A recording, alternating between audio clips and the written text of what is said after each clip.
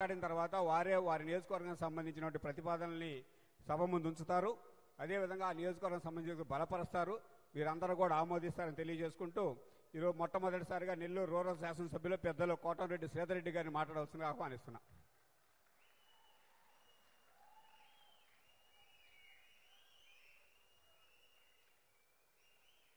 జిల్లా తెలుగుదేశం పార్టీ మహానాడుకి విచ్చేసినటువంటి తెలుగుదేశం పార్టీ నాయకులు కార్యకర్తలకి వేదిక అలంకరించినటువంటి పెద్దలకి అందరికీ నమస్కరిస్తూ, గత వైఎస్ఆర్ కాంగ్రెస్ పార్టీ విధానాలతో రాష్ట్రం ఆర్థికంగా సర్వనాశనమైన తన అపార అనుభవంతో తనకున్న బ్రాండ్ ఇమేజ్తో మన ముఖ్యమంత్రి చంద్రబాబు నాయుడు గారు ఒక పక్క సంక్షేమ పథకాలు, మరో పక్క అభివృద్ధి కార్యక్రమాలు, మరో పక్క ఎన్నికల్లో ఇచ్చిన హామీలు ఒక్కొక్కటి నెరవేర్చుకుంటూ వస్తూ మన బిడ్డలకు ఉద్యోగాలు వచ్చేదానికి పెట్టుబడులు ఆకర్షిస్తూ పోలవరం, అమరావతి, భారతదేశంలో రాజధాని లేని రాష్ట్రం ఆంధ్రప్రదేశ్, అలాంటి అమరావతి రాజధాని,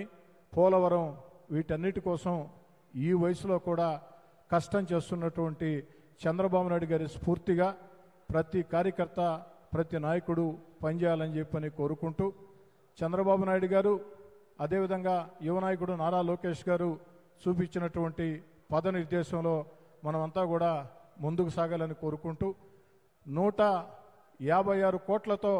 నెల్లూరు రూరల్ నియోజకవర్గం సంబంధించి కొన్ని ప్రతిపాదనలు సిద్ధం చేశాం. అవన్నీ ఇక్కడ చదవాలంటే సమయం సరిపోదు. అందుకే ఈ ప్రతిపాదనల్ని ఏదైతే లిఖితపూర్వకంగా అధ్యక్షుడికి అందిస్తానని చెప్పని కూడా మాట ఇస్తూ, చిట్ట చివరగా ఈరోజు జిల్లా మహానాడుని చక్కగా సమన్వయం చేసుకుని అందరూ అటు ఎంపీలతో, మంత్రులతో, ఎమ్మెల్యేలతో, నాయకులతో అందరితో చక్కగా నడిపిస్తున్నటువంటి జిల్లా అధ్యక్షుడు అబ్దుల్ అజీజ్ గారిని మనస్ఫూర్తిగా అభినందిస్తూ, ఈనాడు ఈ మహానాడు కోసం ప్రత్యేకంగా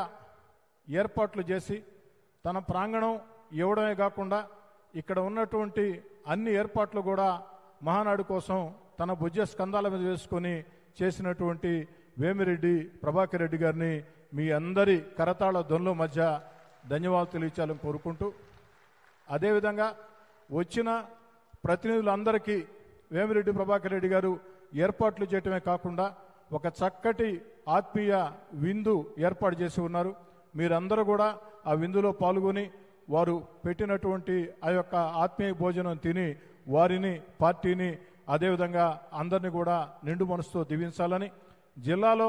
ఎక్కడ ఏ తెలుగుదేశం పార్టీ కార్యకర్తకి కష్టం వచ్చినా, నష్టం వచ్చినా అది నెల్లూరు రూరల్ నియోజకవర్గం అయితే మీ వెంట ఎప్పటికీ మీ కోటంరెడ్డి శ్రీధర్రెడ్డి ఉంటాడని తెలియజేస్తూ మీ అందరి వద్ద సాదరంగా సవినయంగా సెలవు తీసుకుంటాం.